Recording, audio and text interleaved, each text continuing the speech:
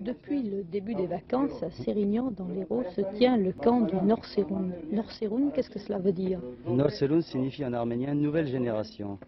En arménien, où se trouve l'Arménie? L'Arménie se situe aux confins, au carrefour de trois grandes régions, l'Asie mineure, la Turquie, le Caucase et l'Iran. Qu'est devenue l'Arménie?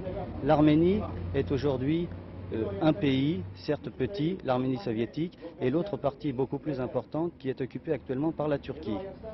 Pourriez-vous nous rappeler un tout petit peu l'histoire des dernières années de l'Arménie? Oui, elle est un peu triste, disons, mais en 1915, les Turcs ont perpétré un génocide contre toutes les populations arméniennes des provinces de l'Empire ottoman.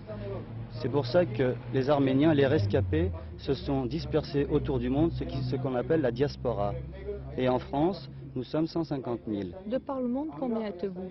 Nous sommes actuellement plus de 5 millions. Nous avons rattrapé, disons, le chiffre d'avant 1915.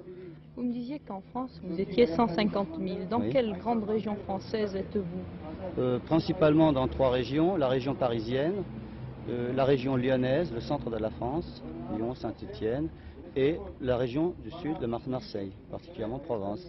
Oui, et quel fut le but de ce camp? Eh bien, le but de ce camp, d'abord, c'était de créer un foyer arménien pendant les vacances, de pouvoir redonner à nos jeunes, disons, un peu du patrimoine arménien, particulièrement de l'histoire arménienne.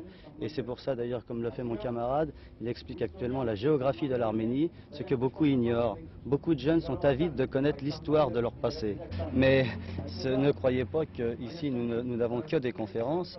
Nous avons aussi des activités artistiques, oui, exactement, dont la danse.